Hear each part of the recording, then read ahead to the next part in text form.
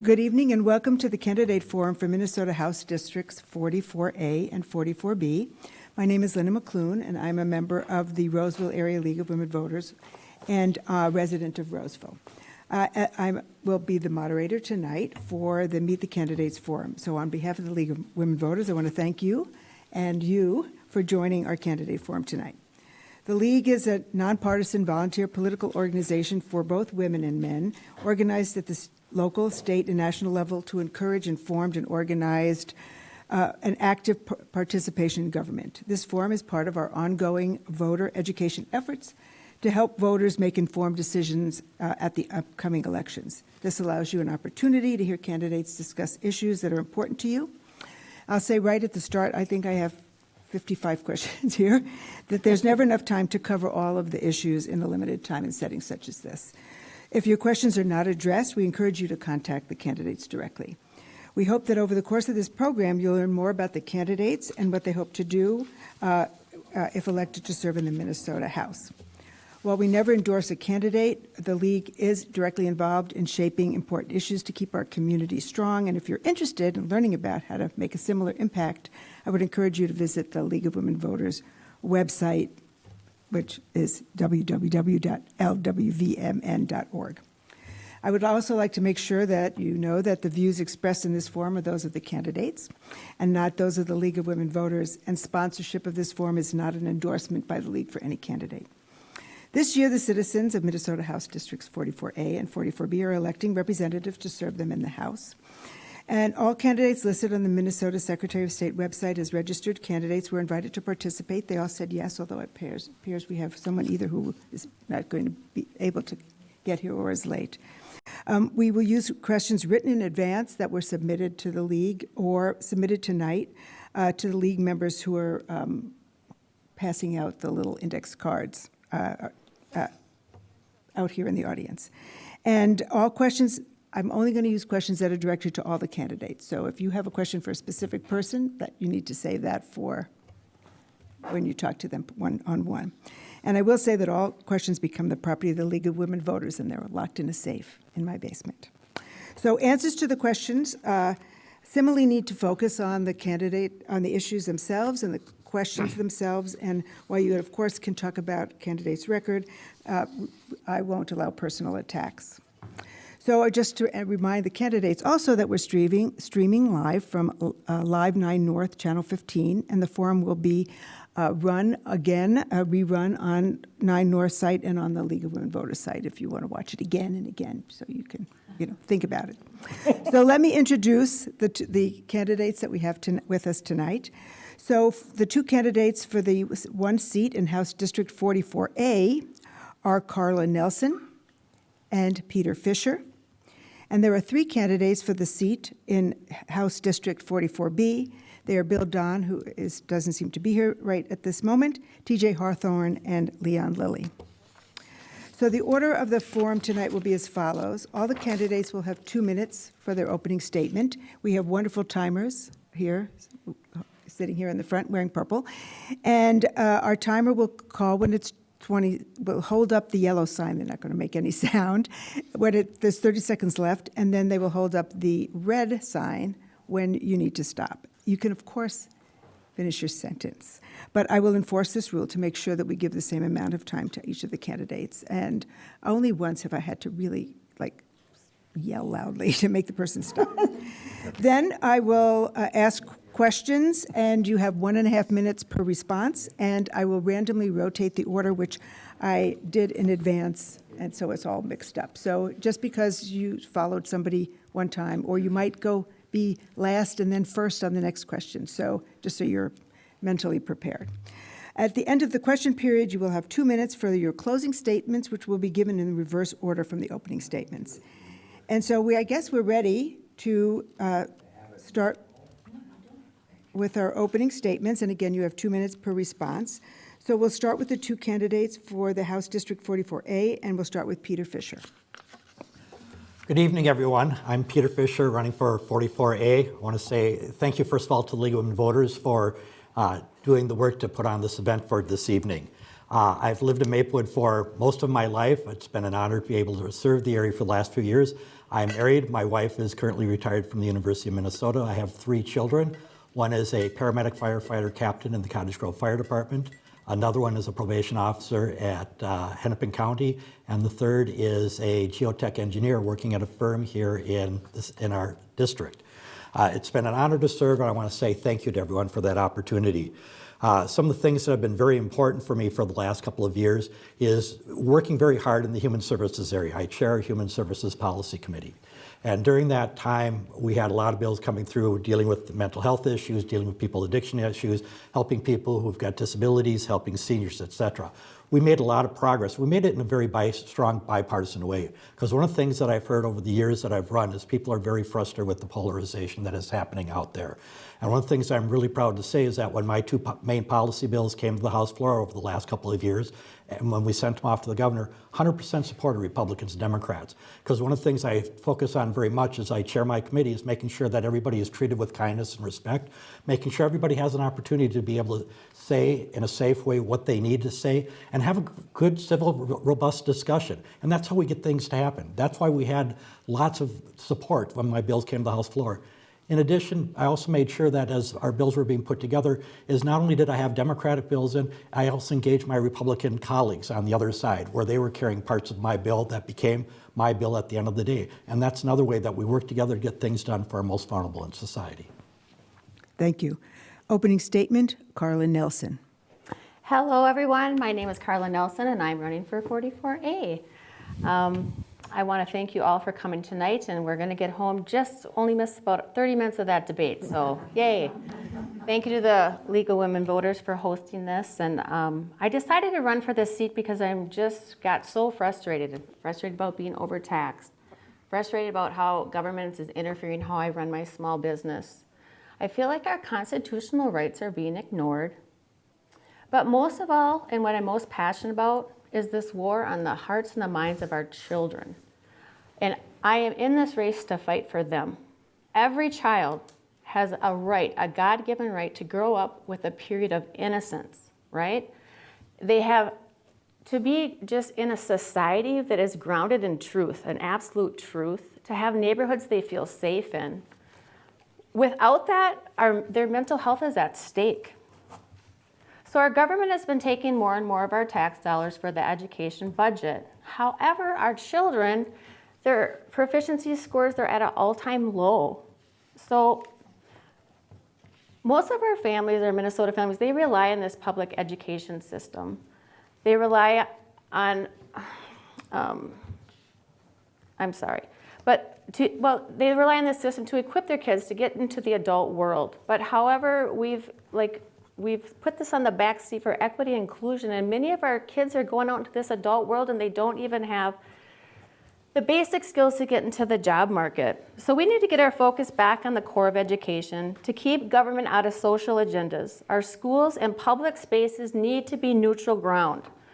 We in Minnesota, we come from many backgrounds, many faiths, right? So schools need to refrain from teaching topics that undermine your parents, the rights, the values and morals the parents want to instill. So this is America. As an adult, you have, and thank you. Thank you very much. So our next candidates are running for House District 44B, and we will start with Lillie. I was going to reach for the mic. Sorry. I'm Lillie, and I'm currently in the Minnesota House, and I've been in for, honestly, quite a few years. I'm in my 20th year of serving this area in the Minnesota House proudly, and I'm pretty proud of the work that we've been able to do. I've lived in the area a long time. Thank you to the League for doing this. I grew up as a newspaper boy. My family owned Lillie newspapers, and the Lillie newspapers are all gone, the Ramsey County Review, Maplewood Review, all these papers, and so the work that we do in the legislature just doesn't get the coverage as much. I'm sure you all see what's in the daily, and we don't have that many debates. So thank you for doing this to the League. I'm married. My wife Missy is here tonight. We have 3 kids that we've been blessed with. and they live in the area, which is really nice for us. We're pretty happy about that. We have 3 grandkids now, and that's pretty much our life, to be honest, outside of the legislature. I'm also one of the few people that works outside of the legislature. I have a real job, 5 days a week throwing, I guess you're not supposed to say throw. I move luggage at the airport for Delta Airlines.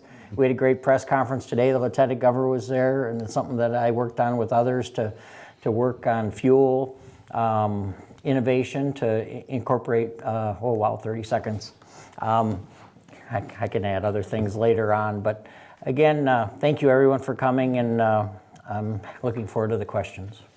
And the next candidate for House District 44B, TJ Hawthorne. Good evening, everyone, and thank you, Linda and League of Women Voters, for putting this on. Really, this is really important to me. I don't get very much attention at all. I am running with the Libertarian Party, so the reason why I got involved, really couldn't stand seeing what I was seeing in 2020, and I ran also in 2022, got 5% of the vote, and really kind of got motivated that, hey, that I can make some change and be a little bit of a check and balance with this two-party system in there. I think if I can get involved, and I'm quite a good people person, I can get along with all these ladies and gentlemen up here, and I think I can really put a little bit of sense of reason in some of these committees that had a lot of things going on that are just being pushed through, and a lot of our tax dollars being wasted on a lot of things. So that's one of the main things. So I also grew up in North St. Paul, neighbors with Leon all my life, and second generation Polar. Joined the Navy in 2001, shortly before 9/11. And I had an interesting Navy career. It wasn't too difficult, but now I actually work for a company founded in North St. Paul. I've been with them for 18 years now, and I get to travel the world. I get to work as a military contractor. And so I also see a lot of this government waste in my day-to-day job. Matter of fact, the jet fuel that Leon was just about to talk about, we also do that controls there at MSP. That's what I do for my big boy job, is the automation, industrial automation and controls and stuff like that. So the jet fuel and getting City of Oakdale is also a big customer of ours for their SCADA system, for their utilities. So thanks again. Appreciate everyone. Thank you. So we're ready to start on our questions. And we're going to start with TJ Hawthorne, just so you're all ready. So we'll start with, an easy one. So what do you think are the most important infrastructure projects for the next biennium? Oh, wow, that's a really easy one for us, because it's Highway 120 and 36 is quite a pain in the butt for everyone, right? So if you're going to talk about infrastructure. Personally, as a libertarian, though, I see this money just going down the tubes for the roads, man. And I just think that we get stuck on this philosophy that, well, we just need to throw more money at this infrastructure. I absolutely believe everyone needs to be safe. And I think that we can do that on our own, and we don't need the government how to tell us to be safe as far as building and innovating. That's the other part of the infrastructure, is that it's just a good old boys network that all these folks have this constant money because, hey, we need to keep building these roads, and we have no incentive for innovation. So I would love to create some incentives for innovation on why Minnesota roads are horrible every spring or every winter, because the water and the salt and all these different elements that we know why. So how come we can't innovate something that we can have less maintenance on these roads and less?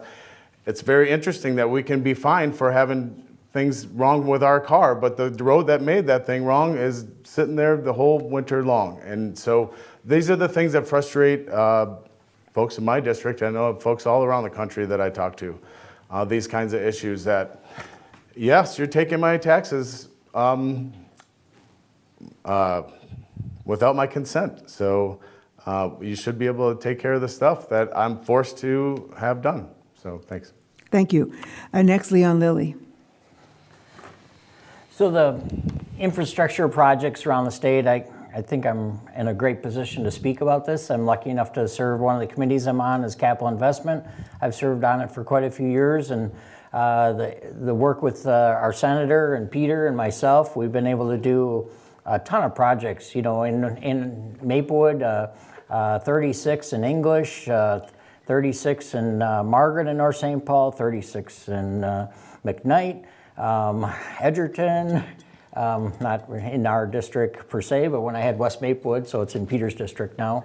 But on Weave the Weave. And don't be, we have 2 seasons in Minnesota, right? Winter and road construction. And the investments we made, I'm not gonna lie, we raised many different taxes last session, and some of those were with roads. So you're gonna see a lot of road construction. So hang on. So we've heard for years that we didn't do anything. Well, we did stuff last year. And so it's gonna, I'm sorry, there's gonna be some pain as that comes forward though too, and that things are built out. But to fix the roads. Yeah, 12036 is a good one, and it's certainly a priority of mine, and we've been trying. We've had the Capital Investment Committee stop there a couple times. We had the fire trucks up from Maplewood and Oakdale and North St. Paul, and you know, to try to get the members to see it. We've also delivered on Tubman in our area in the last couple of years. It's an amazing facility on 120 there that helps women that have been through some pretty horrible stuff. We got money for the East Metro Fire Training Center, North St. Paul Community Center. So there's local stuff, but statewide, there's a big demand, you know, on water infrastructure projects and all sorts of projects. So, but I think you're going to be pretty impressed with the investments that are going to be made on your roads and bridges around Minnesota in the next couple of years. So, Thank you. Karla Nelson. I don't have a particular area that I would say is a problem, but I would say that right now is not the time to spend more money. I think we should just rein in right now and get some money back to the people. Everyone's really suffering their paychecks right now. They need more of their paychecks. So it's not the time to add infrastructure. It's time just to take a pause and see where we're at. However, I have always wondered, because I do live right on 61 in Beam, and we have this really horrific intersection where if someone's turning, there's no lines painted there, but there's probably an accident there weekly. And I just was wondering, like, do they ever study this and say, hey, we've had so many accidents in a month or so, we better investigate this, because it doesn't seem like that happens. Thank you. Thank you. And Peter Fischer. Thank you. Some of the first things that I'd be taking a look at as we're addressing the infrastructures for the coming season is that number one is continue to build out the Maplewood Public Safety Center. That serves approximately 20 different communities in the metropolitan area, basically in the East Metro, where you're able to bring together public safety from the police department, the fire department, and also mental health. And they want to build out the next part so that they can start doing more joint work together and going through and figure out how do you respond to the different situations that come up out there. They're also looking at the possibility of adding a shooting range. One of the things that's needed is right now for most of our police officers, if they need to do their monthly trainings, they're having to drive several hours to the north to find a place to be able to do their practicing. These are things that we need to bring back in, because if they're able to be closer in the cities, they're able to spend more time out on the streets. Another thing that's very important that I was very happy of this past year is we put a substantial amount of money in to remove lead service pipes out of the water structure.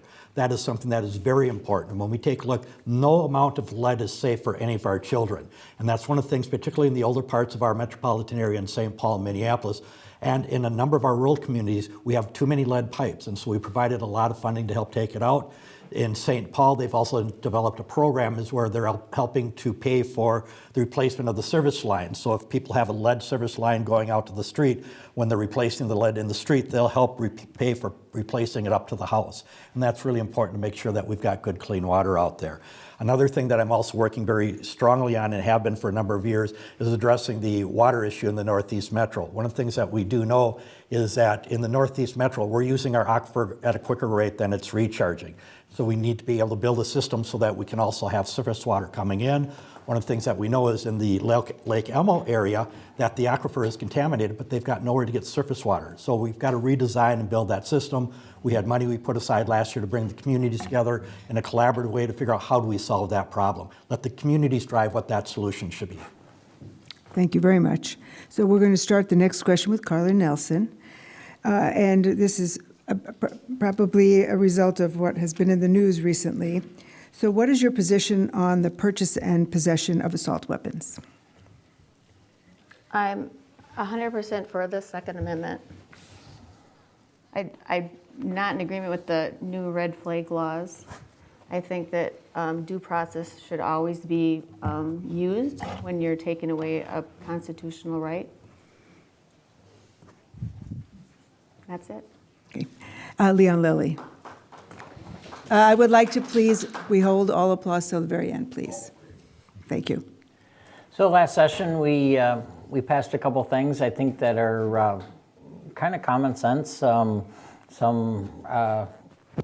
laws that I think aren't really going to present too many problems for folks that want to legally possess guns and have them in their possession. But some red flag laws I think we worked on last year, and some other things. You asked specifically about assault weapons. I personally I don't know that you need one, but I don't know how you really need it for hunting, but to each their own, I guess. A lot of my work as a legislator, I do, with the hunting and fishing groups. I carry the legacy bill, and we spend hundreds of millions of dollars, actually billions or $1 billion in the last few sessions on outdoor habitat. And Ron Scher, I meet with him, but I don't remember Ron ever talking about needing a AK-47 or anything. So I guess I'm not as inclined to see the need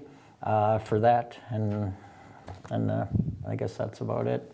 Thank you. Peter Fischer. Thank you. I feel very strongly that we need to have some strong checks in the system, and checks that are put in the system so that people who are entitled to have firearms are still able to get firearms. Where I think we need to have the checks built out is what we did last time around. We got the background checks and we got the red flag laws in there, and I think they make a difference. I do know that what disturbs me is when we have instances where people have made threats and are still able to be handed a gun and then go shoot up a school afterwards. These are things that are rather disturbing, as we have some people that just have not used common sense. And I think it's important that if we want our kids to be safe, we also make sure that we're keeping the guns in a safe storage area. Now, that also means that if you've got them safe, I know that there are people who want to make sure that they have them accessible if somebody breaks in. That still means as long as you're in the same room as the gun is, you're still able to have that gun unsecured and under your pillow or wherever you need to. But it's really important that if we want to keep kids safe, that we've got people using safe gun storage. And we've just seen that. Too often kids, very young, find a gun they start playing with because people didn't take the proper care. And that's so important. Thank you. And T.G. Hawthorne. So, liberty takes you have to have a lot of responsibility to have the liberty, and you are not going to take away our guns. And this death by 1,000 paper cuts with these tiny little red flag laws and every little thing that you want to say that, oh, well, you don't need to do this, you don't need to do that. You don't need to tell anybody what they can have or not have within their home to protect their children. We're talking about their children. No one's going to tell me how to protect my family, and that's that. And I think I'm not one bit going to tell anyone else how to protect their family, how to protect themselves. And there is a reason why I'm here with the Libertarian Party, because the Second Amendment is there so we protect ourselves from the tyrannical government that I'm trying to stop. Thanks. Amen. Okay, so thank you very much. So we are now ready to go on to question 3. And I think I will ask this one. Assuming that the state is going to generate a budget surplus from tax revenues, what should be done with those surplus funds? And with that question, we'll start with Peter Fischer. Thank you. One of the big areas that I know that is very critical is making sure that we're investing into our mental health network. Right now, we have a mental health crisis in our state, in our country. A lot of it is because we do not have the proper reimbursement rates out there. The state government and their Medicaid program provides a lot of the assistance in coverage for insurance. And in those instances, it has been found that when we have our coverage, when we reimburse the providers are reimbursed at only 83% of what the rate is that's needed to cover the costs. To bring it up to the full amount would be about $750 million to be able to cover our share. The federal government would take care of the other half. That would be $1.5 million. That would go a long way to help build out the system right now, because we don't have enough group homes. We don't have enough intensive residential services. We don't have enough pediatric residential services, so that we have situations where we've got people staying in emergency rooms or in the hospitals for over a year at a time, not being able to get it. In parts of our state, the kids who need mental health are thrown into jail even though they've never committed a crime and have no threat of committing a crime, because there's nowhere else to put them. And as a result, to me, that is very disturbing, because we've not built out the system. It's important that if we want our kids to be successful, if they're in a mental health crisis, jail is the last place you should be locking them up. We should be designing and building out the system so that they can receive the service they need to heal from their mental health problems. Thank you. Leon Lillie. So, can you say the question again? Because you Yes. said surplus. So what's If the surplus that state you're generates a referring surplus from tax revenues, what should be done with those surplus funds? to? So, I've been in the legislature, like I mentioned in my introduction, for a little while, and early on we had the deficit years, and quite honestly, it was horrible. So one of the things that I'm really proud of that we've done as a legislature is that we have a AAA bond rating, and we have a surplus that we leave in reserves, and it's so to avoid that, that we would face that as a state again. It's not a lot of money, relative to the total budget, which is about $600 billion, but it's enough that that a little up and down, which does happen with any normal economy, it doesn't impact it. So there is, I believe that fund is fully funded at this point. And again, our bond rating is very solid. It varies. I want to make sure, last year we had to use some of the surplus because the meals that we were doing in the schools, which I'm actually proud that we did, to add breakfast and lunch to kids, every kid in Minnesota. And so that cost some money, and then we found out it actually cost some more money. So we did, there are at times, there's some surprises. There's going to be infrastructure on the state. I'm hoping we do a bonding bill this year. We did not do a bonding bill last year. And so I mentioned I serve on that committee. And a lot of that is an exciting stuff. It's roofs on these buildings. It's raining. We've built a lot of flat roofs in Minnesota. Why? For goodness knows why we would build flat roofs in Minnesota, but we did. And so there's a lot of things that it's not fancy ribbon cutting things like new things. It's, taking care of our college system. You'd be surprised how many DNR buildings there are, for example, around the state of Minnesota that. Thank you very much. Good job. DJ Hawthorne. I got the taser. You want to bite a moment. 3 words, give it back. That's all you really got to think about, is give that money back. It's not our money, or it is our money. I really think it's really interesting to see these folks that spent all this money on things like they got this windfall and then spent it on a Lamborghini with, well, I got to pay for the fuel or the maintenance and all these different things, and we're going to spend all this money that's not even ours, and not even think of the future money. Like now, all of a sudden, we got to take even more money every year because all these things we got ourselves into. This surplus that everyone in Minnesota knows what we just went through, and everything that just went up in smoke just like that. And yes, I would love to feed the kids every single day. Nobody wants to see the kids hungry, but guess what? The poison that they're feeding them, this stuff is just going to turn into the worst crap ever. You talk about the food that these kids are eating every single day, give it back. Thank you. And Karla Nelson. I'm with TJ, and I hate that my answers seem to be so brief, but really, if government took more money than they should have, because they've already set up the brackets, what we should pay, they set up their budget, they realized they took too much money, they should give it back, and not only should give it back, but they should give it back in the same brackets that they took it, because the last time when we were told we were going to get $2,000 back, right, we were like, yeah, all right, finally. But no, it was like $200, and not everyone that even paid in got the $200. Like, government then dictated, and they picked like, well, okay, you, and it's like, no, that's not how it works. That was our money, and it should have been refunded. It was overtaxed. It should have been given back to the people. Thank you. Thank you. So with our next question, we'll start with TJ Hawthorne. Hawthorne. I don't know why it doesn't come out right. You good? Need to work on that. So the level of crimes that are committed in particularly by teens, like carjacking, is concerning to many people. What can and should the state do to address this? And again, Yes, crime, violent crime and theft is, no, we can't put up with that kind of stuff. But I'll tell you what, that if we had a little more faith in ourselves, I think we could have,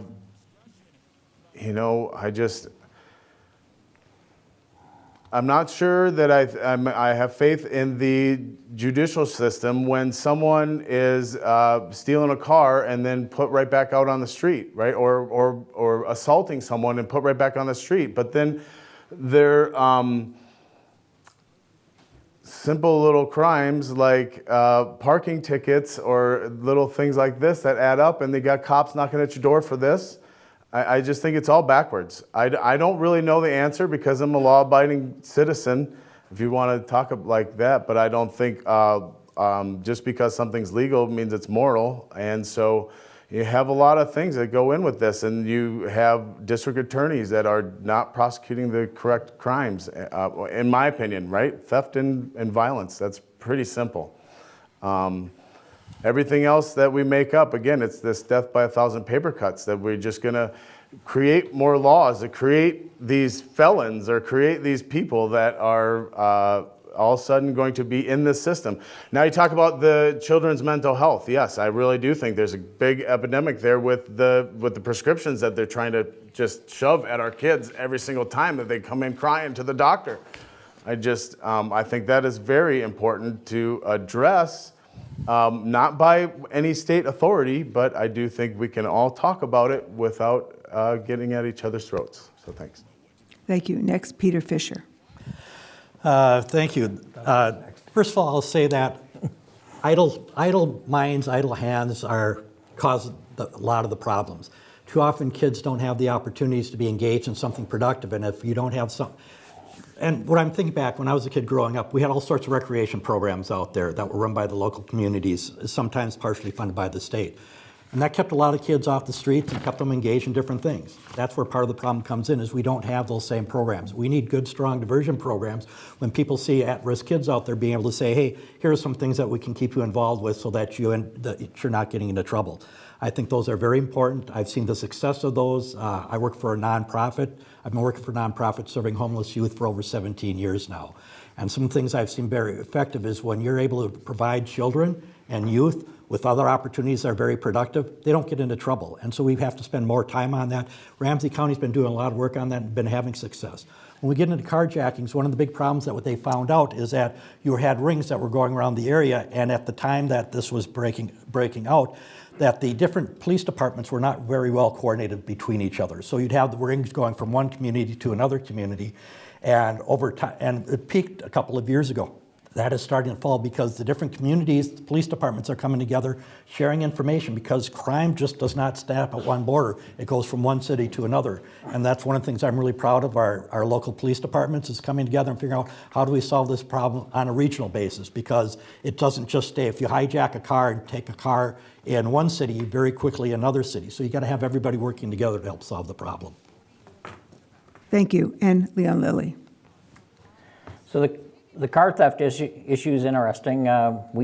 We actually had a car stolen out of our driveway in North St. Paul, and then the same car was stolen in St. Paul. It was an old CRV, which I have no idea. I guess they're pretty easy to take, and so at some point you kind of wonder why. I'm sorry to throw it back to these auto dealers, but it's the Hyundais and you keep hearing about the Hondas and Kias, and it's a little ridiculous. Apparently they're offering upgrades, but why did it take so long? It is ridiculous. And my libertarian side, why does the government have to get involved to tell the businesses to do the right thing? The same thing with cell phones. There was just a story in the news yesterday that kids are getting ripped off at the U and they take the cell phones. Why can't we figure out a way to shut these down to make them really not worth anything once it leaves our hands? Doesn't seem that complicated. Maybe I could get my wife that works in IT to work on it on a Saturday or something. But you know, part of me is a little more conservative on this. I guess I agree with TJ. It does seem like people are, you know, often given slaps on the hands, and I support second chances. Believe me, I do. But it just seems like there's got to be some accountability if they're not getting it at home, and so it's sad. The world is changing, and we're seeing it before our eyes a little bit, so I think we've got to be a little tougher on crime. We were just at Officer Curtin's memorial service in North St. Paul. He died 15 years ago, was shot on the line of duty, and there was a sniper up on top of the building watching over us. So it is a different world, and I've never seen anything like that before in North St. Paul, you know, but anyways, there's a lot there to work with. Thank you. With the next question, we will start with Peter Fischer. Oh, I'm sorry. Karla. I don't know how I did that. That's okay. Anyway, Karla, sorry. So yeah, that was a very scary time. I remember leaving any establishment, and it was that you were very aware of your surroundings. So as a society, it was really a bad place to be, that we had to have this feeling of fear being out in public. But my response to that is, I think, yes, there has to be the message that if you do this, there's consequence, immediate consequence. And most of the youth that are doing this, it's not, I think I'm in line with you on this, Peter. It's like they haven't had someone to kind of guide them in the right direction. So I think the initial offense, it needs to be a consequence, but that consequence maybe can be some classes, some social skills to get them to see a better avenue, a better direction to take. But I also would say that the parents need to be pulled in to be accountable with these kids, right? And again, maybe first time around, it's not a punitive thing. Maybe it's a parenting class, a communication class with their kids, you know, to give them the skills that they need to help guide their kids in a positive way. But I absolutely don't think we can keep doing this hand slapping and send a strong message it needs to stop, because most of all, what government is here for is to help us protect ourselves, to feel safe, our property, and it's just really important that we send that message that we're not going to play around. Thank you. Thank you. All right, I have to say, I was busy thinking about the next question. Did everybody answer that one? Yes. Okay. I'm sorry to ask that, but it just like I thought. You're doing great. When you said you didn't do it, I'm like, wait a minute. Okay, so now we're back. Okay, so just goes to show that I'm just a person. I have a lot of different questions, but I'm going to ask this one because I think it's interesting, and I think we'd all like to hear your answer. So we all know there seems to be increasing antagonism between members of different political parties. And do you think it's good or bad, and why? And what steps would you take to try to increase consensus building between legislators so that everybody can be more effective? So we'll start with Peter Fischer. First of all, I'll say thank you for the question. I think that's something that I've modeled over the last couple of years, is reaching out to my colleagues on the other side. As it starts as a chair, one of the things that I do is make sure that when I've got my agendas being put together, I engage my Republican leads on the other side, let them know what's coming up on the agenda, what are the issues going to be, find out, are they getting the same information that we are? Is there any information you'd like to have? Find out how much time they'd like to have to be able to discuss each issue. So that we can make sure that we're providing time so that everybody has a chance to have their questions asked and to be heard in the process. I also spend some social time with them. Representative Dave Baker and I, a couple of years ago, went out for lunch on a regular basis. And I will say that Dave is one that I work very closely with. He's on my Human Services Policy Committee. We do a lot of work in the substance use area, a lot of the mental health area. Unfortunately, not everybody is like that. But I think there are more and more people in our caucuses that are looking for people on the other side to work together on the issues. There's always going to be some issues we're going to disagree on, and that's all right. And we had that in my committee. There were some issues where we had some disagreements on, but we wanted to do, and I spent time talking to my colleagues on the Republican side, is making sure that we could frame the discussion in such a way that we made sure not to hit people's hot buttons, use the words that could be triggers for people, and make sure that we had a very respectful discussion. I think that's really important, because when you're having a discussion on a tough issue, you want to make sure people are able to communicate themselves, but also being able to communicate and use words that the other side will be able to hear and understand what's going on. And I think this is one of the tough things that we will have to continue to do going forward, but I'm encouraged by what I was able to see in my committee over the last couple of years. I've been a chair now for 6 years, and in those 6 years I've had almost 100 bills come through. There are only 6 bills that had no votes on them as they came through, because we're taking the time to build that relationship, and I think that's one of the most important things that we have to model for our society. Thank you. TJ Hawthorne. Well, I'll be honest, nothing scares me more than bipartisan legislature. That's when they spend the most of our money, and when they're working together to take more of our money.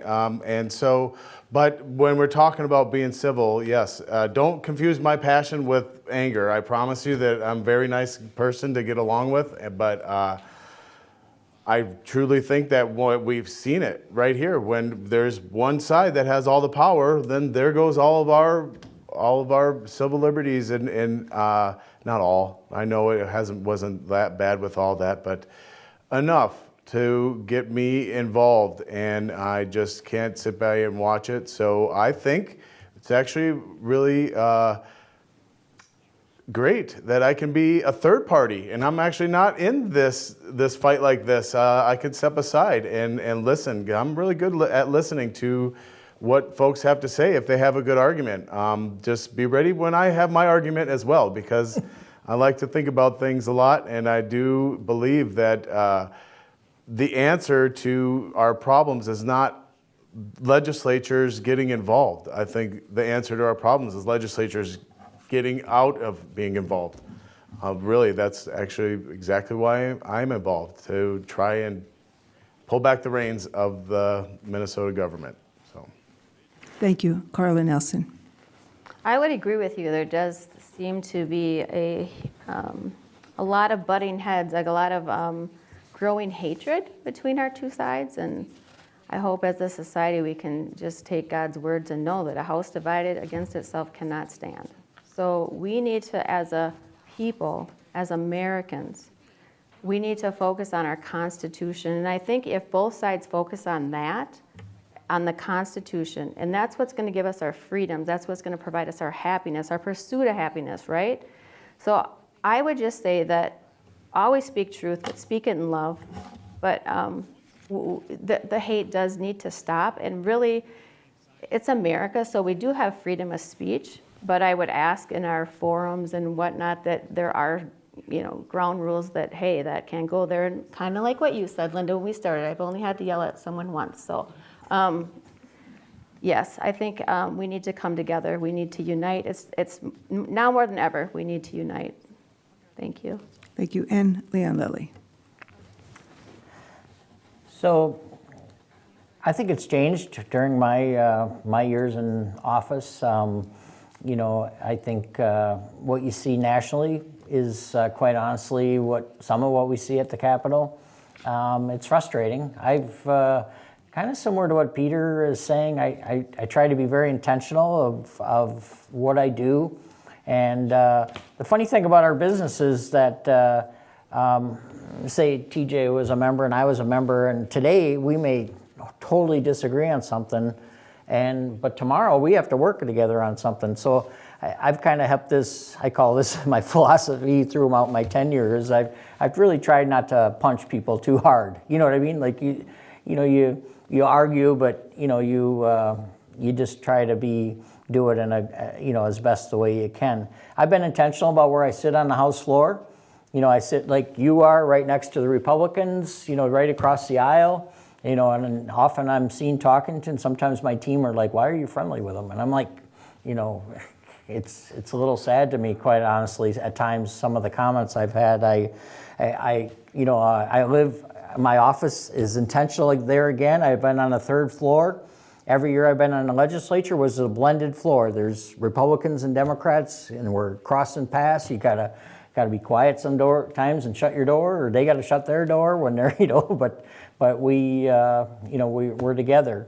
And so I played hockey since I started with Tim Pawlenty and others, across party line, and I think the worst thing with that was he was from South St. Paul and I was from North St. Paul. It wasn't that he was a Republican, so that was actually the worst thing.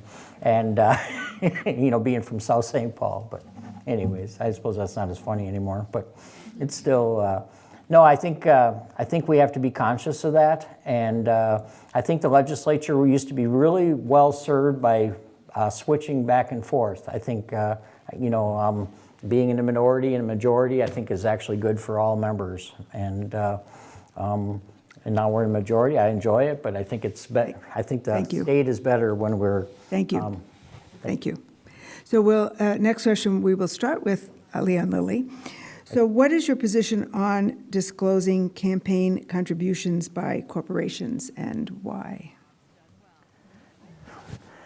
So, you know, you know, the corporate donations, you know, I think like at our level, we don't, you know, I'm not getting corporate donations, you know, I don't think we, you know, but we are getting money from, you know, I happen to be a labor member, that I care about labor issues, and I have my whole tenure, I've carried contracts for MAPE and ASME, so I've gotten money from them. Ed Minnesota, I've gotten money from them, from their members, and they've supported me. I suppose that's like a big corporate donor, I guess the equal of it.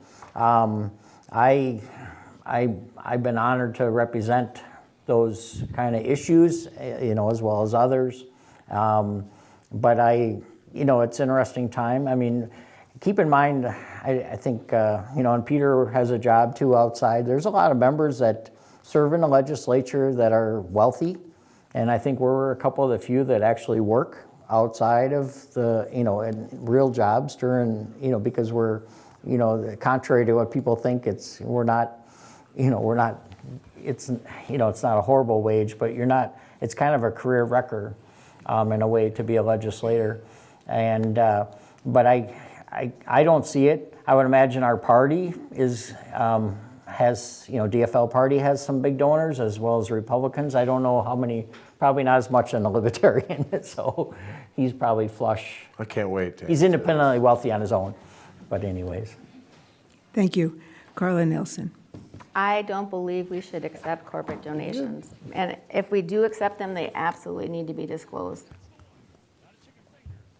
I think there's too much money in government. There's too much money in our politics. And I think that it's really sad that as to even put your name in the hat, you have to have kind of a little bankroll to do that. It's not like the average citizen that's really concerned can get up and say, I'm going to run, right? You need to have a little nest egg. So I just think that as long as we continue to let politics have lots of money in our politics that basically drive them, there's always going to be corruption in our politics. It needs to get back to the people. Thank you. Peter Fischer. Right now, corporate donations are not allowed to individuals. I would strongly support that. Any corporate donations that's to any other political entity, whether it's a party or a PAC, should be fully disclosed so people know where the dollars are coming from. I think that puts some accountability in. I would love to see spending limits back in across the board. I think part of the problem is that, as you were mentioning, Karla, is that we've got too much money coming into the politics. And people are able to take and use their megaphones, and sometimes I think that leads to some of the polarization that we've got going on out there. It's very difficult for candidates like ourselves to be able to go out and be able to get our message out without having a bunch of competing people screaming and yelling in the process. Thank you. TJ Hawthorne. Well, this one's pretty easy. I really, like Karla said, would love to see money get out of politics, but just like I was saying before, you have to change the incentives. And when government has this much control over this much industry, well, there are incentives for industrial companies to buy politicians. So there's where I'm coming from, is that I need to take away the power of the government so that people don't care about paying for the politicians. The politicians care about working. You know what I mean? For actually serving. It's not, there is no incentive. Leon's totally correct. This is liable to totally kill my career, but luckily the company I work for is very supportive. So I'm doing it. And I just would love to see, I hate to hear millions of dollars being spent on Minnesota House district races. Thankfully, not this one. I don't think there's that much money being spent on in any of these districts, but there are Minnesota House districts that there are millions of dollars being spent on these races. And it just seems ridiculous that this money, wherever it comes from, okay, if it's your money you're voluntarily giving to someone, good for you, and that's cool. And if that person is really motivated to do whatever you want them to do, which is kind of weird again, why do you want the government to have that much power? So that's where I'm coming from. Thank you. So we're going to do two 30-second questions. I like to make sure the timers are mentally prepared. You need 30 seconds to answer, you're saying? Yeah, 30 seconds. Oh, okay, All right. got it. In other words, short and sweet. I just, it's just nice to mix it up. So we'll start with Karla Nelson, and I would like you to tell me what you think the best part is of living in District 44. Our lakes, just the chain of lakes. Our community is so convenient, but yet we have all the nature trails. We have a great, I pray to God we don't lose our Bruce Pinto Trail. The community, the people, I love my community, and I would say the best thing about it is a combination of convenience and parks. Thank you. So 30 seconds, DJ Hawthorne. What's the best? It's home. That's where I was raised all my life, and all kinds of memories as an adult now. And I go around the neighborhood. I live just a couple blocks down from Housie Park, where I played all kinds of hockey outdoors. That's something that definitely I've seen change, right? The outdoor hockey and the parks and the things like that, that I know all four of us would love to see improve, just different ways of doing that, right? But definitely that's home, and I've seen a lot of this world, but there's nothing like North St. Paul. Thank you. Leon Lillie. I'd say the people, our neighbors. There's still a lot of good people, and we're really blessed. I think people are still looking after each other. I think it's a good sign. I have we're lucky, and grew up in Maplewood, and I think it's still the same there and as in North St. Paul, and I think people care about each other. Kind of want to use a few seconds to brag. I spent a lot of my time working on Parks and Trails, so I love hearing all the people as shared legacy. It's amazing what we can do, and we're doing. Thank you. Thank you. And Peter Fischer. I will say the Parks and Trails. Before I ran for office, I used to be chair of the Parks Commission in Maplewood for almost 20 years. And I was really proud to see more and more people advocating for trails out there. When I first started, people were not very supportive, and it's great to see the trail system that we have for walking, for biking, et cetera. And then the other part is it's home for me. This is where my great-grandparents settled a number of years ago and started their farm. My grandparents then raised my dad in the area. They raised us in the area. I raised my kids in the area. So we're very long, committed, and very proud to be able to. Thank you. And another 30-second question. This is how I generate my own personal reading list. So what have you been reading lately, Leon Lillie? So I've kind of, I just finished Dan Brown's, what is that? It's about Turkey and I can't think of the name right now. But I love the Ramsey County, I do a lot of ebooks now because I can listen to them at work. And so I'm waiting for them. I have to buy a few on Audible. And so that's, I spend a lot of time reading. I'm reading Quarry Girls right now. Thank you. Karla Nelson, author. what have you been reading lately? What Are You Teaching My Children? And it's an awesome book. I recommend it to all of you. It's written by a gynecologist, and she goes around, speaks to youth, and she just has so many great stories, and it's really sad about what they're instilling in our youth. And we're really losing what our parents are trying to instill in their own children. Our school system is undermining that again. So it's a really great book. What Are You Teaching My Children? Thank you. Peter Fischer, what have you been reading lately? Very boring stuff. A lot of trade journals. I work. Working for the nonprofit I work for also has a nurse practitioner-led clinic and a mental health clinic, and so a lot of times I'm reading the articles that are coming through, what's working well in the medical world, what's working well in the mental health world to kind of keep up and keep me educated for what might be coming up in the next session. Thank you. And TJ Hawthorne, what are Right you reading? now, Theory of Money and Credit by Ludwig von Mises. It's an old book, and I just did 16 hours round trip to Knob Noster, Missouri yesterday and today. Just came back. I was there this morning working at Whiteman Air Force Base, and so the audiobooks work really well when I'm traveling. I do dig that, and but another author, Keith Knight, is a young man that's really inspired me quite a bit, and he's got Voluntarious Handbook, and it's a great book to talk about libertarianism. Thank you. Okay, so we'll go back to our 90 seconds. So, we know that, what? I thought we were doing 90 seconds. Oh well. Okay, 2 minutes is good. I'm very flexible. So can you tell I teach? Okay, so you have to be flexible or life is very complicated. Okay, so we'll start with TJ Hawthorne, and we're going to ask this question. So there is a growing problem of decreasing student proficiency in our schools and absenteeism, and what can the state do about this, and what should the state do about this? If you were king, I guess. Yes. Well, I think you obviously, everyone here can see the trend that I'm saying is stop throwing money at the problem.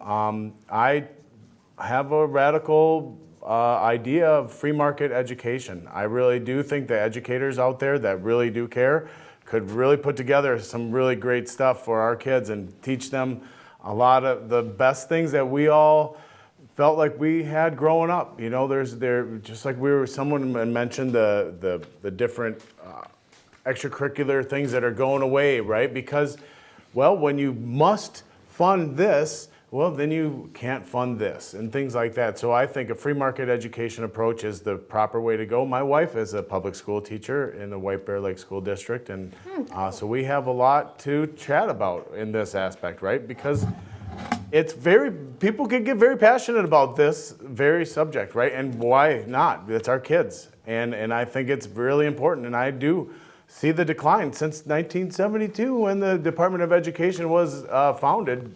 All the statistics have been going down. So, and all we've done is throw money at it. And that's, it's obviously not the answer. So I think we also know the definition of insanity. We're going to keep doing the same thing over and over again and expect something to change.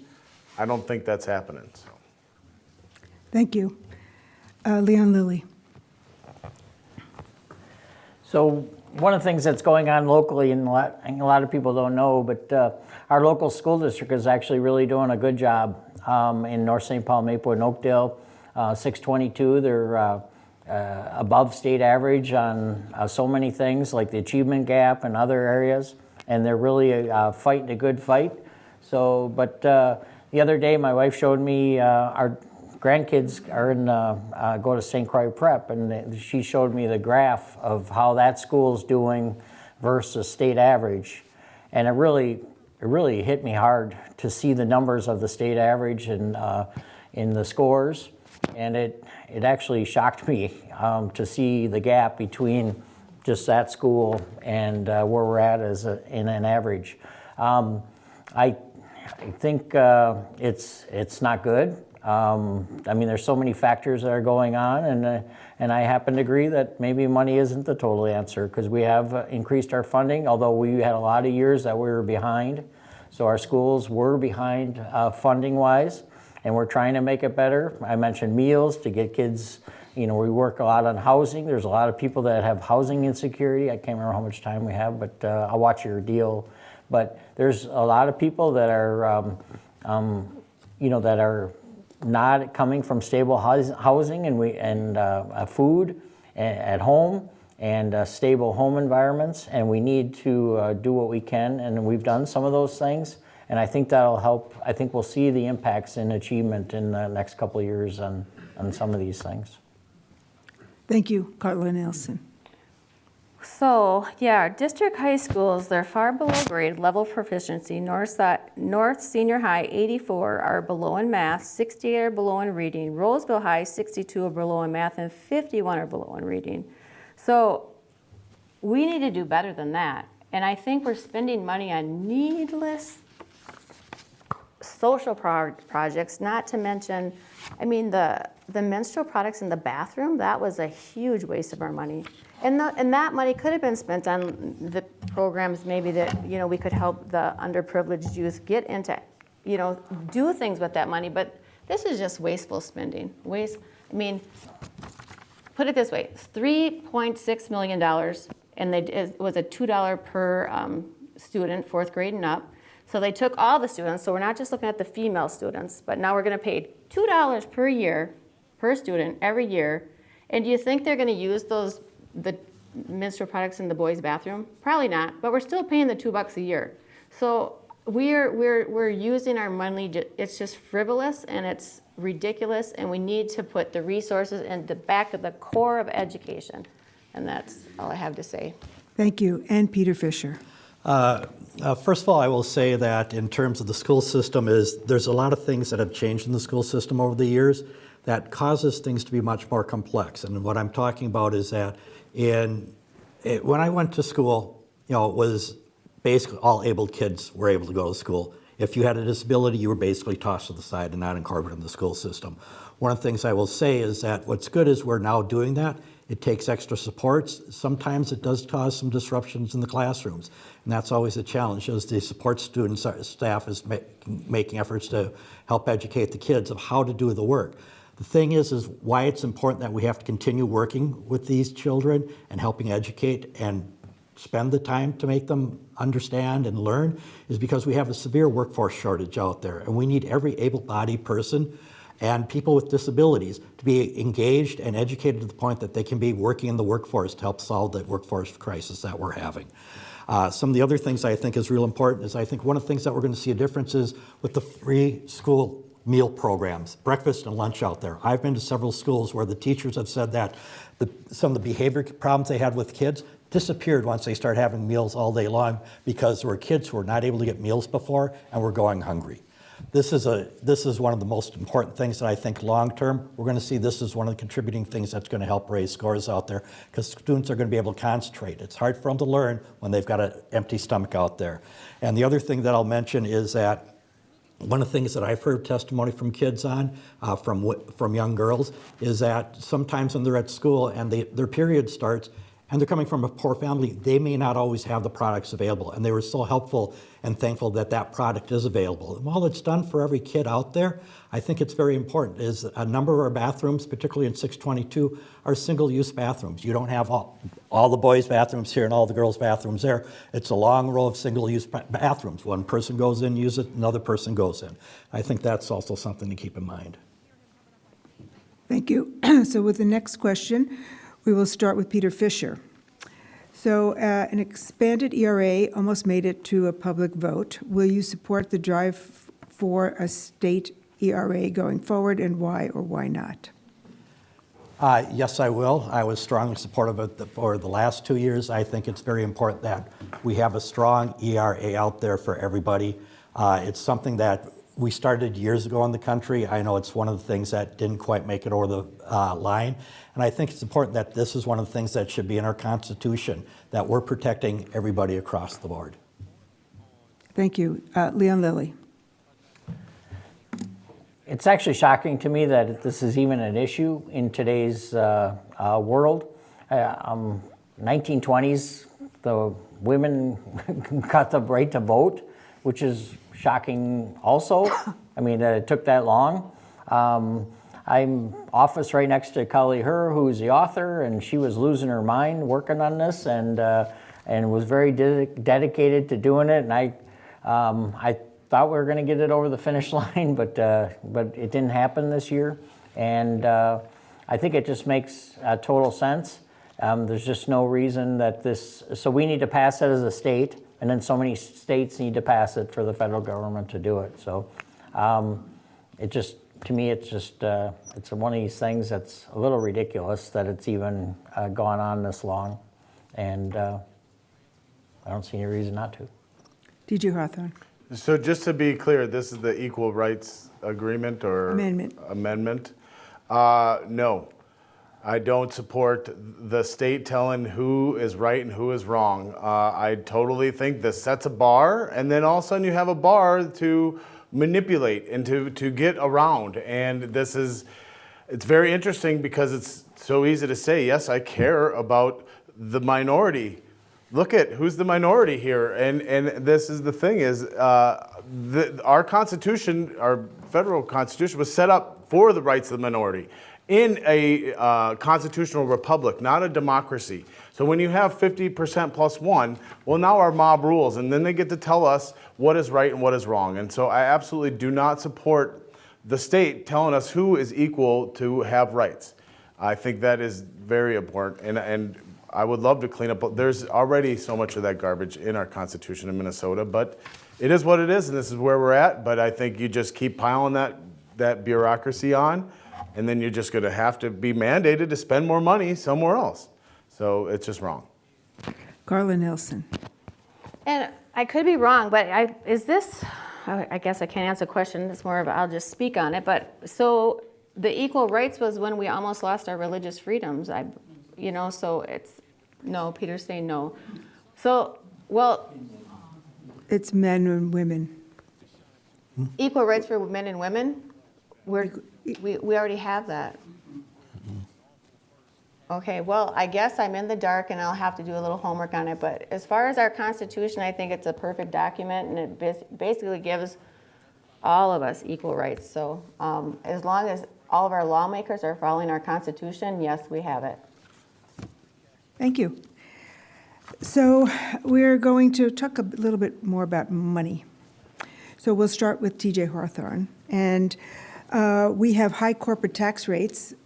We have a lot of great businesses in Minnesota. How can we keep them, and how can we attract more businesses to our state? Lovely. Actually circle back a little bit to the roads and things like that, the infrastructure.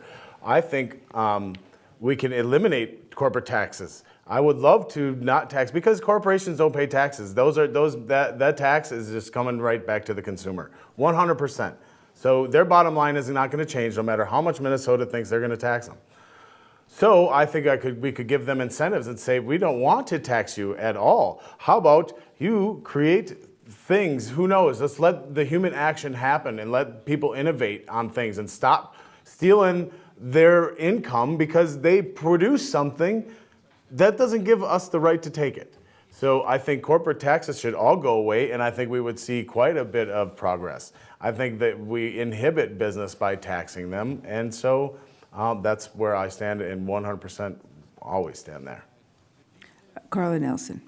I agree. I say no corporate tax. I'm a small business owner, and I've done the research, and I would be more profitable moving to a neighboring state. So I think how we create jobs is we create business, and we need to make Minnesota friendly for business to come. And any incentives that we can offer to get Minnesota businesses to come here, the better off we're going to be, the more jobs we're going to create, and the more wealthy people will be. Thank you. Peter Fischer. The biggest thing that I've heard from businesses is the problem that we have is a severe labor shortage in the state. Many of the businesses I've talked to, for-profit and nonprofit corporations, and governmental agencies have told me that it's not unusual that we're seeing anywhere from a 10 to 20 to 30% job vacancy rate because there are not enough people in the state. The thing that we need to do is figure out ways to bring more people in to be able to do work around here, because as the baby boomers retire, we're having less and less people in the workforce. That's the number one complaint I've heard. I would not be in favor of removing all taxes from businesses, because businesses are using the same structure we have out here, whether it's roads, government services, et cetera. And as part of being a corporate citizen is everybody should be paying their fair share as they're going through. Leon Lillie. So I guess what I hear is some of what Peter's saying also is the staffing issue. And as our demographics are changing in Minnesota, there's, we're having a gap. A lot of people are retiring, and we don't have as many workers. So the corporations are struggling to fill some of these positions of talent and other people, and we're trying to get, people to come to Minnesota and live. We want businesses to thrive here, and the ones we have, we're lucky to have some amazing big corporations in Minnesota, but we also want others. So we have to be sensitive to maintaining the balance and to not go too far with corporate taxes. So it is a balancing act, and we need to make sure that we're always looking at that and trying to work with them to choose Minnesota to stay. We're not exactly the warmest place always. I mean, last winter wasn't horrible, but we might get a winter again this year with all this rain. We probably get 12 feet of snow. Who knows? But I think we have to be careful and make sure that we're cautious in how we balance it, because we need to make sure that we have. I really do believe people want good work and jobs, and I've been blessed with a good job with a major employer, and I'm glad they're in Minnesota. So, Thank you. I think we have time for one more question. So, and we will start with Karla Nelson. So how should the state deal with the growing homeless population? Oh, that is a really growing problem. I actually have a son that lived homeless downtown St. Paul for 5 years, and it is a horrific problem. Minnesota does not offer our mentally ill help. Trying to get him care, to get him admitted into regions. Our laws right now, they say 72 hours. 72 hours is the longest we're going to keep this person until they're released. Well, 72 hours isn't enough time to get someone stabilized on medicine. So, first of all, I think we need to get legislation that lets families help their loved one with a doctor's diagnosis to keep them long-term. We need facilities. We don't have any. We have 2 left in Minnesota, Anoka and St. Peter, right? And to get in there, you basically need to be incarcerated, because those are the first people that are getting those beds. So our homeless population, the majority of them, yes, they're either mentally ill or addicted or both. So we need to get legislation that can actually get these people long-term help and not put these Band-Aid fixes on them. I really feel for the people that struggle with someone that's suffering from mental illness, because these people don't know they're suffering, right? You can't go to a mental ill person and say, you're sick, we need to get your help, because they're in a state of delusion. I mean, really, and sometimes these delusions are so strong, they think they're Jesus or they're out to save the world. So again, as a society, I think we've really done a disservice for our mentally ill, and now they're living on our streets, and it's a very sad situation. Peter Fischer.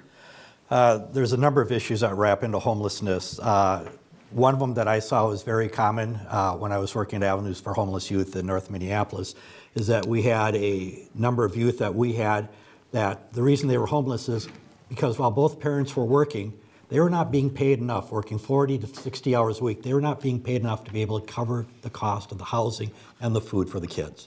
That's one of the problems, is making sure that people are being paid a living wage out there.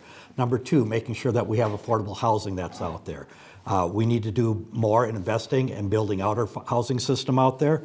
And then we get into the area of people who've got addiction and mental health issues. A lot of it comes because of trauma that has been experienced. So we want to make sure that we're getting the services that are focused in them. We've been providing a lot of dollars into these areas, where right now we've got mental health services that are being provided for in shelters and in the schools, to make sure that we can start addressing those issues. We've still got a stigma issue that's attached to it out there. One of the things that is very important that we have is making sure that as we're dealing with people who are dealing with homelessness, is that we're providing wraparound services. And what I mean by that is, as you're talking about somebody who's coming out of the medical system right now, there is no handoff. They are just left out there. What we need to do is be developing a system so that as you're going from the mental health hospital system, is that you've got case management support that includes housing, includes transportation. Because if you don't include transportation and you need to get to a doctor or to a therapist or to addiction services for counseling, if you don't have transportation, you're not going to get there, you're going to relapse. In addition, is making sure you've got the wraparound services with the case management that includes education, so that they've got the education and skills so that they can get the housing, get a job. And then once they're able to get that job, then they're able to have that income that is going to be able to support that housing going forward. I've seen that work very efficiently as I've worked with the homeless youth population for the last 17 years. It's something that we're starting to do a lot more what we have over the last 2 years of putting programs out there that is making sure that we're wrapping it around, including Medicaid Thank you. services from the government. Thank you. Leon Lillie. So one of the things that, you know, in the last 2 bienniums, we spent $500 million a biennium ago on housing and investing in affordable options. And this last part of the surplus that we're alluding to in some of the multiple questions and answers, $1 billion of that dollars went to housing all over Minnesota. And don't think it's all just here. It's all over in greater Minnesota. We have companies, and that ties into the company question, supporting maybe DigiKey up in Thief River Falls, because there's no housing up there. Mm-hmm. And so I've seen it. So it's not just you know, here, but it's also helping corporations to succeed in Minnesota and get employees that have a place to live. So there's, you know, there's all sorts of thought that we've put into it as a legislature, trying to, and it's over $1 billion, and there's a lot of first-time money that's in these bills for people that can't afford. I mean, I'm sure you've seen it where the rates have gone up like crazy. And, you know, so affordability plus prices, so the double whammy has happened. And like a first-time buyer, I just don't even know how they do it, and unless they have some sort of support or good, really darn good jobs. And so it's, I'm pretty proud of the work that we've been able to do as the state of Minnesota. And I think, again, you're going to see the results in the next couple of years in the housing and the affordability. And I think, and I honestly, I don't think it's enough. I think the need is even greater. So, Thank you. And TJ Hawthorne. I just don't understand the step-by-step that Jerry was just talking about, or about creating wards of the state. We just want to have a next step for this person to be in our care. That's not how human action works, and that's just, it starts with private property rights. We need to allow someone to have the right over their property, their private property, and somebody wants to come into their property, they should be able to tell them, no, you need to leave my property. And that's where it starts. And absolutely, the mental health crisis that we have is really just like the self-licking ice cream cone that the state loves. And we just keep having people that need our care. And so I don't think there's a stigma there. I think it's becoming kind of cool that you're a ward of the state. And that's sickening to me. I really do have passion, care. I care for these folks that don't have the same amount of skills. We're all individuals on the spectrum of human life, and we all have different sets of skills and can do different things. And I think that always having the government there to take care of you is just creating and enabling you to not, what do I have to do next? What do I do next? Well, figure it out. That's what my old man said to me since I've been like 10 years old. So I think there's a lot to learn about natural consequences of things, and carving your own path of life, and stop relying on daddy government. Thank you. So we're now ready for our closing statements. And remember, you will have 2 minutes to conclude your remarks. And we'll start the closing statements with TJ Hawthorne. All right, well, thank you very much, everyone that came here. It really does mean a lot to me. 22, I missed out on this opportunity, and I'm so thankful for the ladies that put this together and got me, hollered at me this morning, and I'm here. I'm very thankful. I really do believe that I can present a voice of reason to a lot of the stuff that we see going on, and folks sitting in that ivory tower in St. Paul just thinking that they know what's best for someone in Moorhead or someone in Rochester or whatever. I truly believe the government has to happen locally, right? I love my North St. Paul City Council and our mayor and our guys that they do really well. They do some good stuff, and maybe not everything that I like, right? But I think that the local government has to happen. I think our state government, if you go to the mn.gov and look at the state agencies, you can scroll through this thing on your phone for a good half hour of how many agencies we have that we're funding, and it makes me literally sick, because what that creates is more wards of the state, right? So now I'm an employee of the state. All those people have employees of the state. And then so now we got a guy like me that says, well, we're spending too much. We have to cut somewhere. Well, you can't take away their job or their job. You can't do this to them. You can't do this to them. And then talk about the biggest Ponzi scheme in the history of the world is Social Security. And you talk about, well, we got to do something. Everybody knows. Everyone in this room has said we have to do something, but you can't do it now. So I don't know. We got to do something soon. I just hope everyone's able to protect themselves when something happens, if something happens. I want it to be safe and peaceful. Thank you. Thank you. And Leon Lillie. So again, thank you to the league for doing this, and I very much appreciate the work that you've done to do this. It is sad that we don't have an opportunity, as candidates to tell our story. I actually really enjoy debating these issues and hearing, different thoughts on this, and I wish we could actually, like a town hall, almost hear a little bit more from you folks one-on-one. I'm quite honored to serve in the legislature. I think I've done a good job for our area and try to be a positive voice for it, for North St. Paul, Maplewood, Oakdale, Pine Springs, Landfall, and I've done the best I can, and I'm getting towards the end, but I've been honored to serve. I'm proud of what we've done in the state. I think there's some really good things. There's stuff that I'm not as thrilled, not everything I'm totally thrilled about. But I think there's, at the end of the day, what we did last biennium as a legislature, I think we can raise our head pretty high, and I think it'll show up in November. I think we'll have good support from the Minnesota public and say, we're on the right path, you did a good job of meals for kids, my goodness gracious. It's super popular, and it makes total sense to do things like this. There's the black license plates. People are going nuts for these, but there's some things that people are still losing their mind about, and the flag is an example. They're just, I think it was the right thing when you study it. It was the right thing, but when there's some people that was tough, and I'm honored to serve. I hope that people consider voting for me. I want to say one good thing about GJ. He volunteers at the food shelf, and I think that's great. Thanks, and again, I hope you consider voting for me. Sorry. But anyways, thank you. Okay, thank you. And those are your candidates for House District 44B.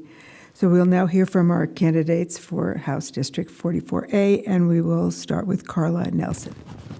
Thank you, Linda, and thank you, League of Women, for hosting this and giving us a platform that we can discuss the issues. But most of all, thank all of you guys out there, because without these citizens, us as citizens, getting involved in this process, we are going to lose this republic. Like Ronald Reagan told us, we're only one generation away, right? So I hope that we will all act in a state of urgency this election cycle, because it is really black and white. I see the options before us, right? I am about small government. I think that when government is not involved in something, it runs smoother, it runs better. We're smart as citizens, we're generous as citizens. My church, Eagle Brook, $3.5 million we gave to outside walls, right? So we don't need government to say you're going to invest in this project or that project. We as people can give the funds to the things that draw on our heartstrings, right? We don't need someone to tell us to do that. We're loving people. I would ask for your vote. If you want to learn more about me, my website is karlaforkids.com. It's Karla with a K, the number 4, kids.com. And thank you again for being here. Thank you. And Peter Fischer. Thank you, Linda, for moderating tonight. Thank you to the League of Women Voters for putting on. Thank you, everyone, for being here tonight, and for those who are watching on TV. Appreciate the opportunity to have the questions out there and to be able to respond to them. I'm really proud of the accomplishments that we've had over the past couple of years. Some of the things that I'm going to continue to work on are things that I've highlighted earlier. Number one is creating a civil and respectful environment out there, working against the polarization out there. I think that's one of the main things I continue to hear at the doors on a regular basis. And when I go out door knocking, I go door knocking every door, Republican, Democrat, whatever, because it's important that I hear everybody. Doesn't mean I'm always going to agree with everybody, but it's important that I hear from everybody. And so I take the time to get out there, and that's why I appreciate the opportunity to have the discussion tonight. Some things I'll also continue to work on is continue to build out our mental health areas, working on the addiction areas that we've got out there. We've got water issues within the region where it's really important. The other thing is continue to build out our housing support system. Is one of the things that we've seen is when government doesn't act, the problems have continued to get worse. As we take a look at our homeless crisis, it has gotten worse and worse over the years. And a lot of it is we've not been investing in doing the work that we've needed in there. And sometimes it takes everybody working together in society to lead in some of these areas to make that occur. As a matter of fact, that's one of the core things that as a moral obligation is the society has a moral obligation to work to help make sure that everybody, our most vulnerable and the elderly, are well taken care of. And it is a mark of a civilization that if we're failing those areas, we're failing as a community. And so that's why government does have a role. Does not mean it should be the exclusive, but it means it should be helping foster, facilitate, and working and partnering together with everyone to help address those who are most vulnerable in our society. So thank you. If you have questions, my phone number is 651-307-1625. Thank you, and thank you all.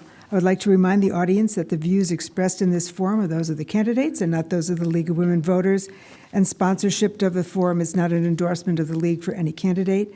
And I would also like to thank the League of Women Voters of Roseville area for putting together this forum, and our fabulous Little Canada technical expertise. We can all wave back there to Q. I would like to thank the candidates for their participation in this League of Women Voters-sponsored forum, and I want to acknowledge and thank you all for serving your community by your willingness to participate in the democratic process and running for office. You can vote early, right? You can vote tomorrow. If you don't know how to do that, please contact the Secretary of State website for more information on that. Again, this forum will be aired in its entirety on 9 North, and the broadcast schedule can be found on the 9 North site. It will also be run on the League of Women Voters site if you want to hear some of the comments again. So again, as we have found out in many elections, every vote does count. And so this year, Election Day is Tuesday, November 5th. So if you'd like to vote in person, and I always like standing in line, so I can't help myself.